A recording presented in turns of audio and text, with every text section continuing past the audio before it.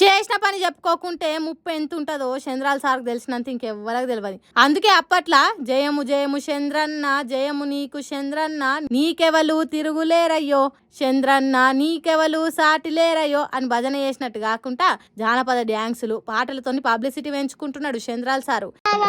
మంచి పాలన వచ్చింది చంద్రన్న, పాలన వచ్చిందే గైరమ్మదిన, మంచి పాలన వచ్చిందే గైరమ్మదిన, చంద్రన్న పాలన వచ్చిందే గైరమ్మదిన. చంద్రన్న పాలన వచ్చింది గైరమ్మదిన అని పాడుకుంటే గుర్తున్నారు. అనంతపురం జిల్లాల సూపర్ 6 సూపర్ హిట్ అనే సభ పెట్టిండ్రు సర్కారోళ్ళు. అగో దాంట్లో గిట్ల శారద కథలు చెప్పిండ్రు.